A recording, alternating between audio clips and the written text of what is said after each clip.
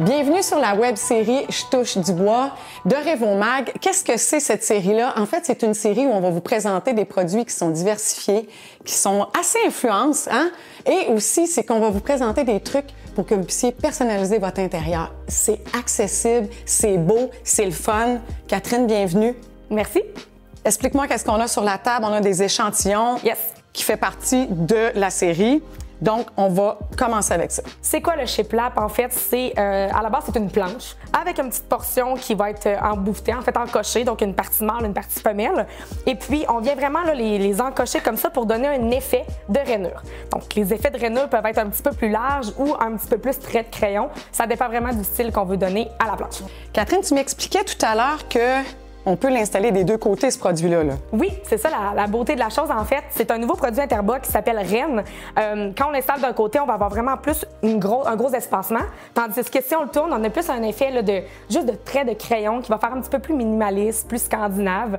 Donc, ça dépend vraiment du style qu'on veut donner à notre pièce. C'est sûr qu'à la base, le shiplap, on l'a vraiment beaucoup vu horizontal.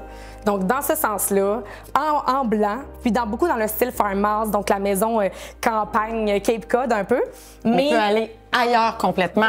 Vraiment, parce que, tu sais, de plus en plus, on veut l'installer justement de façon verticale. On va aller chercher le côté scandinave, plus moderne. Est-ce qu'on le met en bois? Est-ce qu'on vient le teindre ou le vernir? C'est là que ça change vraiment le style. Donc, en fait, ce que je comprends avec ces produits-là, non seulement sont accessibles, mais il n'y a pas de limite à l'imagination, là. Parce que je rêve pas, j'ai déjà vu un de tes designs et c'est au plafond. Oui.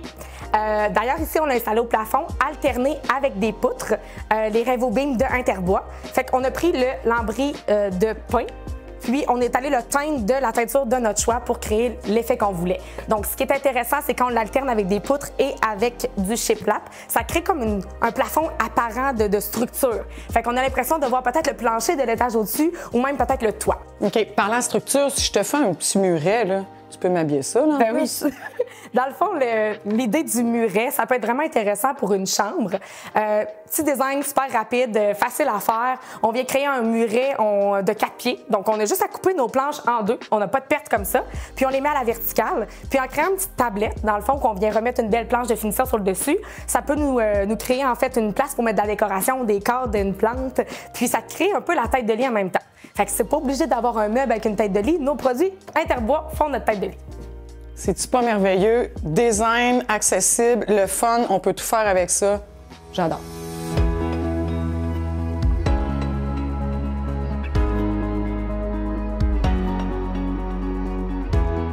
Quand on a des beaux produits d'intérieur comme ça, évidemment, il faut les installer.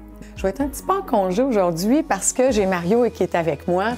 Premier conseil, Mario, que tu nous suggères avant de commencer, là, avant de mettre une première planche, ce serait quoi? Bien, premièrement, c'est de figurer, de planifier ton projet, aller chercher vraiment les dimensions que tu as besoin. Puis tu vas en avoir besoin pour aller à la quincaillerie chercher en nombre de pieds carrés le matériel que tu vas utiliser. Dis-moi, que ça soit le MDF ou encore le bois massif, est-ce qu'on laisse s'acclimater un peu avant de l'installer? Oui, un bon 48 heures à 72 heures dans la pièce où tu vas l'installer. Après l'achat, tu le déposes dans la pièce puis tu lui laisses prendre le climat de la pièce avant de l'installer. Génial. Mario, ici, c'est sûr que, bon, on est venu installer un gyps dans 90 et même et plus des cas. Le gyps est sur place, surtout quand on fait de la réno. Mais dans une construction neuve, on est mieux d'en mettre aussi, là. Oui, effectivement, parce que le montant de bois, lui, il va gauchir s'il n'y a pas de gyps dessus. En mettant le gyps, on vient empêcher ça. Ton lambris, ton installation va rester plus belle. Là, autre chose, à partir du moment où tu as installé ton gyps, c'est sûr que si c'est une construction neuve, tu l'as vu, mais il faut que tu repères tes montants pour avoir une installation solide. Exactement. Tu peux les marquer en installant le gyps, en sachant où tu te fies aux vis qui vont avoir servi à fixer le gyps, ou tu peux utiliser un détecteur de montant. Il y a plusieurs modèles. Il y en a vraiment pour tous les goûts. J'aime ça les marquer tout au long. Fait comme ça, d'une rangée à l'autre, tu les vois tout le temps, ça va vraiment Exactement. bien. Exactement. On est rendu installé. La première planche, on s'entend pour dire une chose, c'est la cruciale, là. La première rangée doit être hyper de niveau. Ah oui. Ah oui. Dis-moi, Mario, est-ce que... bon, en fait, on pourrait soit avoir une plainte de bois de mur qui était déjà existante, on pourrait aussi en ajouter une, ou encore démarrer au ras du sol. Oui, exactement. Tout dépendant encore là si c'est une rénove ou une neuve.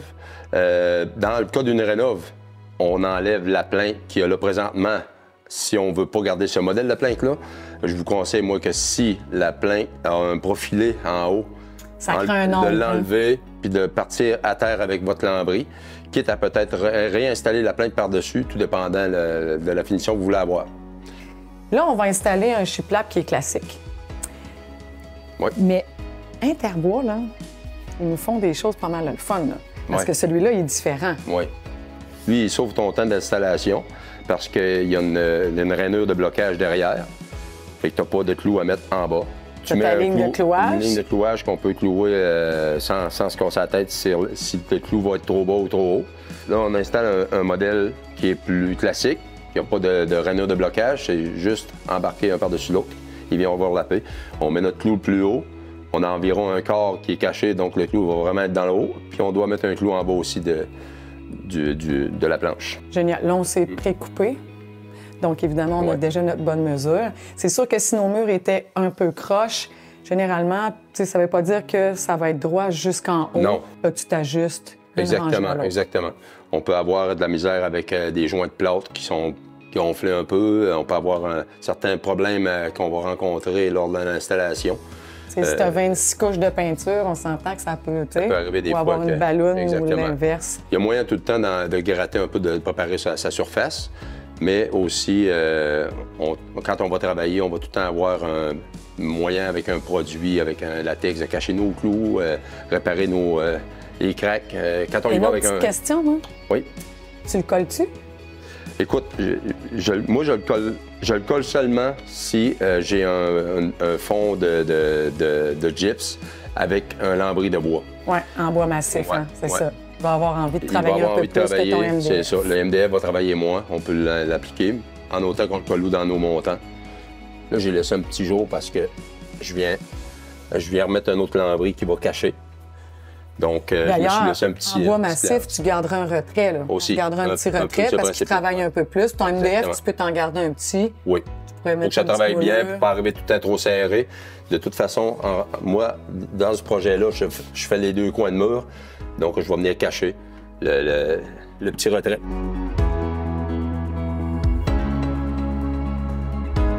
Donc, la première rangée, elle est droite. Hein? On Oui. l'a mis de niveau. Donc, la deuxième rangée, en fait, on s'appuie dessus. Donc, on s'assure que ça va être droit. Il y a peut-être des petits ajustements à faire, ça, on le saisit. Mais on va rencontrer une prise de courant. En tout cas, la majorité des cas, dans une Souvent. pièce, il y a une prise de courant. On en a une ici, donc on veut savoir des trucs. Oui, bien moi, étant donné qu'on est à l'intérieur d'un mur, le mur est fermé des deux côtés, aller prendre la mesure, c'est risqué parce que quand j'appuie mon shiplap, je vais vous montrer un exemple. Quand j'appuie mon shiplap par-dessus l'autre, j'ai un petit silence ici de 3/8, un quart.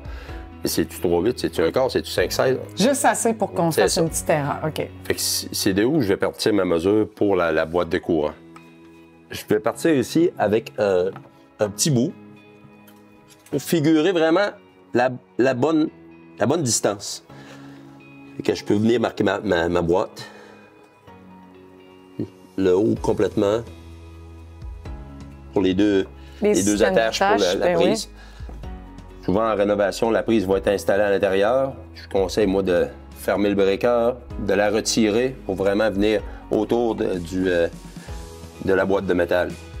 À partir de là, je prends mes mesures pour avoir les mesures que je vais répéter sur la planche. Comme un gabarit, en fait. Exactement. Je commence par pré-percer. Puis, une fois pré-percé, je vais rentrer ma petite lame de scie sauteuse qui va venir...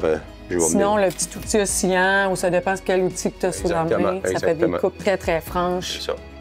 Je peux aussi, souvent, je vais me garder la forme de la boîte électrique. Oui. Fait que ta scie sauteuse, dans le fond, tu te fais une ouverture pour que ta lame puisse rentrer. Puis là, tout. Oui, c'est ça, c'est ça.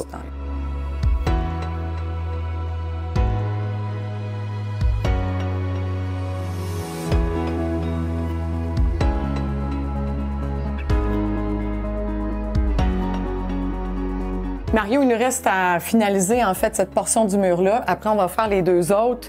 J'en profite pour dire que si jamais vous le cherchez en quincaillerie, il ressemble à ça. OK?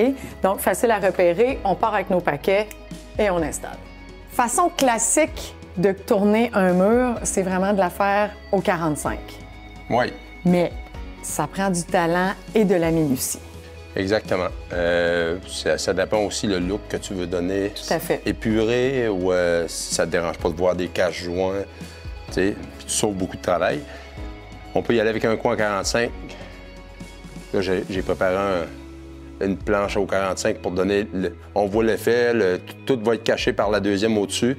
Tu peux te mettre un petit peu de latex. Exactement.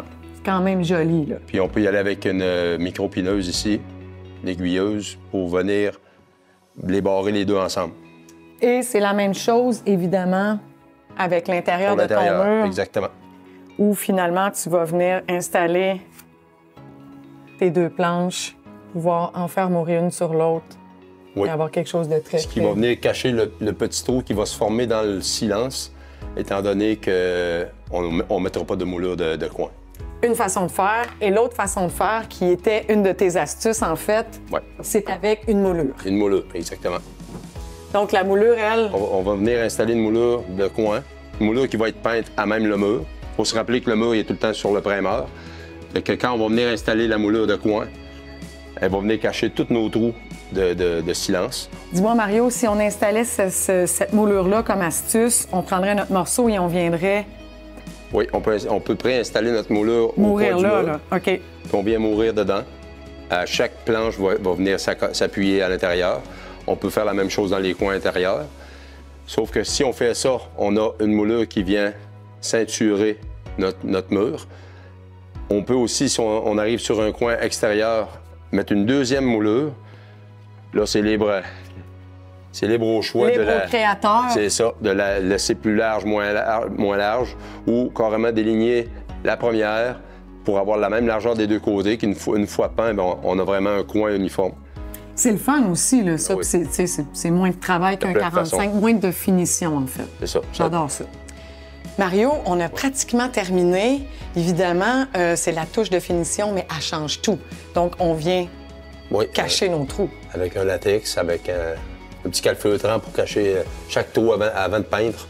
Ton latex, tu peux quand même le sabler pour que ça te fasse une bosse aussi. Oui, il y a certains latex qui sont sablables. Il y en a d'autres que c'est mieux de l'installer comme il faut parce qu'il est vraiment difficile à sabler. C'est ça. Mais ton latex, c'est vrai. contrairement à un silicone, par exemple, tu peux facilement le peinturer. Oui, exact. Donc, comme on a installé des moulures de chaque côté, tout de suite, ça vient dire de mettre une peinture parce que de toute façon, on est seulement sur un après avec ce produit-là. Oui, exactement. Est-ce qu'on peut l'utiliser à la verticale? Oui, on peut très bien le poser à la verticale comme à l'horizontale. Avec quelques petits enjeux d'installation? C'est ça. Quand on le pose à la verticale, c'est sûr qu'on est mieux d'avoir de latter avant pour avoir un fond de clouage. Si jamais on décidait d'installer le lambris en pain noueux, Oui, comme c'est un résineux, le pain, le nœud risque de suinter. exactement. Donc, on vient recouvrir les nœuds avec une gomme laque pour aider à contrer cet effet-là, qui parfois peut se produire quand même. Ça dépend exactement du produit utilisé. Il y en a plusieurs. S'il s'agit de s'informer en quincaillerie ou dans les centres de peinture. Sinon, on vient le teindre et on vient appliquer un produit de finition parce que de toute façon, Oui. il est à nu comme ça, là. C'est sûr que l'idéal, quand tu utilises un pain noueux, c'est de garder l'effet du bois. Donc, le teindre, le vernir, ça reste la meilleure solution que de le peindre. Catherine, je pense qu'on a donné vraiment envie aux gens de se procurer ces produits-là. On peut les trouver où? En quincaillerie ou encore www.interbois.ca. C'est quoi Interbois? C'est une entreprise familiale d'abord. Et bien évidemment, on peut s'inspirer de différentes cultures, mais le but, c'est de vous inspirer, vous, et avec des produits d'ici.